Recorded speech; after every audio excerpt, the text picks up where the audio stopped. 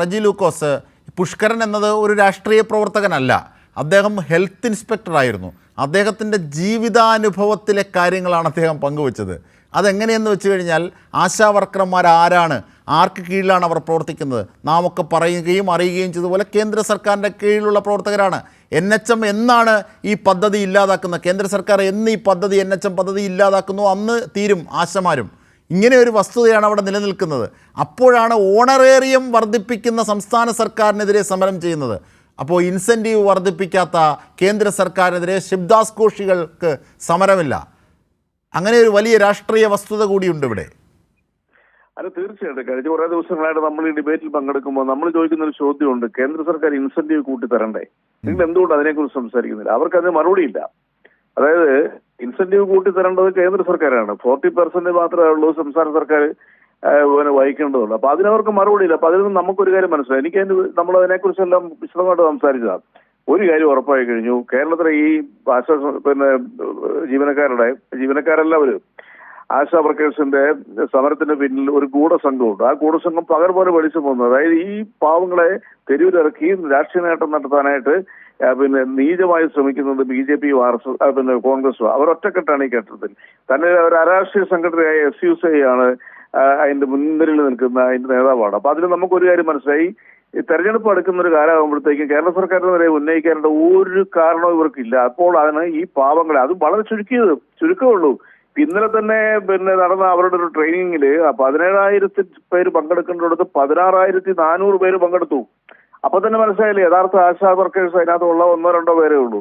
അപ്പൊ ഈ അരാഷ്ട്രീയ സംഘടനയ്ക്ക് പിന്നാമ്പുറത്ത് നിന്ന് സപ്പോർട്ട് ചെയ്തുകൊണ്ട് മുൻനിരയിൽ നിന്ന് അവരെ അവരെ അഭിസംബോധന ചെയ്യുകയും അവരുടെ വിഷമങ്ങള് പ്രയാസങ്ങളൊക്കെ ഉണ്ട്, കേരള സർക്കാരാണ് അതിന് ഉത്തരവാദിത്വം എന്നൊക്കെ പറഞ്ഞ് കെട്ടുകഥകൾ ഇറക്കുന്നത്.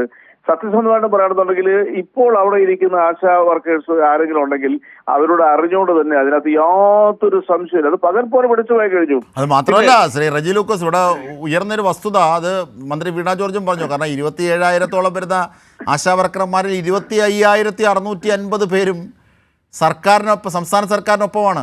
അവർ സമരം ചെയ്യുന്നത് കേന്ദ്ര സർക്കാരിനെതിരെയാണ്. മാത്രമല്ല ഇവരൊക്കെ ഫീൽഡിൽ ഇപ്പോഴും പ്രവർത്തിക്കുകയും ചെയ്യുന്നുണ്ട്. ഇതാണ് വസ്തുത. അത് തീർച്ചയായിട്ടും നമ്മളെല്ലാം കണ്ടുകൊണ്ടിരിക്കുന്നില്ല. അതുകൊണ്ടല്ലേ ഞാൻ ചോദിക്കുന്ന ഒറ്റ ചോദ്യമുള്ളൂ ഇവരോട്. ഈ പറയുന്ന കോൺഗ്രസും അല്ലെങ്കിൽ BJP പ്രവർത്തകര് അവർ സാധാരണ എന്താ നിസ്സാര കാര്യങ്ങൾക്ക് പോലും അല്ലെങ്കിൽ കള്ളത്തരങ്ങൾ പറഞ്ഞുകൊണ്ട് തെരുവിൽ അഴിഞ്ഞാടാറുണ്ട്. സമരങ്ങളും ഈ ജലപീരങ്കി ഏറ്റുവാങ്ങുക. എന്തുകൊണ്ടാണ് ഇവർക്ക് ഐക്യദാർഢ്യം പ്രഖ്യാപിച്ചുകൊണ്ട് കേരളത്തിന്റെ തെരുവുകളിൽ ഒരു സമരം പോലും നടത്താത്തത്? എന്തുകൊണ്ടാണ് സമരം നടത്താത്തത്? എന്തുകൊണ്ടാണ് ഒരു കേന്ദ്ര സർക്കാർ സ്ഥാപനങ്ങളുടെ മുമ്പിൽ പോയി സമരം നടത്താത്തത്? അപ്പൊ അതിൽ നിന്ന് ഒരു കാര്യം വളരെ വ്യക്തമായില്ലേ, ഇവരുടെ ഈ നാടകങ്ങൾ ജനങ്ങൾ തിരിച്ചറിയും. കാരണം ജനം കണ്ടോണ്ടിരിക്കുക.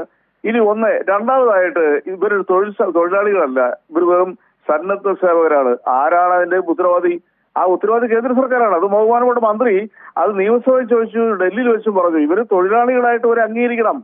തൊഴിലാളികളായിട്ട് കേന്ദ്ര സർക്കാർ അംഗീകരിച്ചാൽ എന്താ വരാൻ പോണ സംഭവം? 10 ലക്ഷം വരുന്ന ആശാ വർക്കർമാർക്ക് അവർക്ക് ആനുകൂല്യം കൊടുക്കണം, അവർക്ക് പെൻഷൻ കൊടുക്കണം.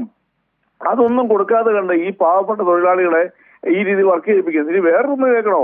ഇന്ത്യയുടെ ഗ്രാമപ്രദേശങ്ങളിൽ, ഉത്തർപ്രദേശ് പോലുള്ള സ്ഥലങ്ങളിൽ അല്ലെങ്കിൽ ഉത്തരേന്ത്യയിലെ ഗ്രാമപ്രദേശങ്ങളിൽ കഠിനമായ സാഹചര്യത്തിൽ ഇവർ ജോലി ചെയ്യുമ്പോൾ കേരളത്തിൽ ഇവർ 15 ദിവസം ജോലി ചെയ്യുന്നുള്ളൂ.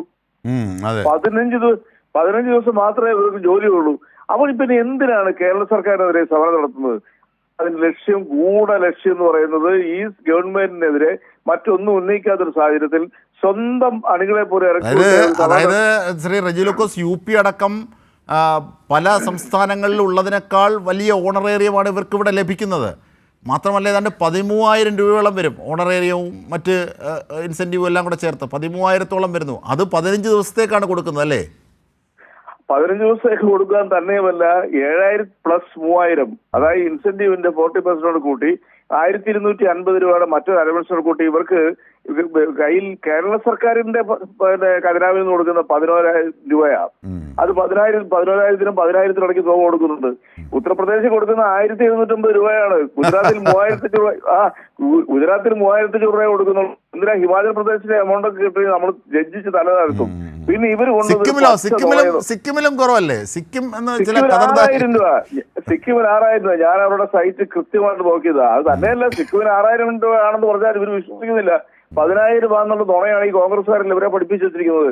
മറ്റൊന്ന്, സിക്കിം ഗവൺമെന്റ് ഔദ്യോഗികമായിട്ട് കേരള സർക്കാർ അറിയിച്ചു ഞങ്ങൾ കൊടുക്കുന്നത് 6000 രൂപയാണ്. നിയമസഭയിൽ ടേബിൾ ചെയ്തതാണ് നമ്മുടെ ബഹുമാനപ്പെട്ട മന്ത്രി. ഇവർക്ക് ആർക്കെങ്കിലും മറുപടി ഉണ്ടോ? അപ്പൊ ഇവരോടുള്ള സഭയുടെ മേശപ്പുറത്ത് വെച്ചതാണ് അല്ലേ?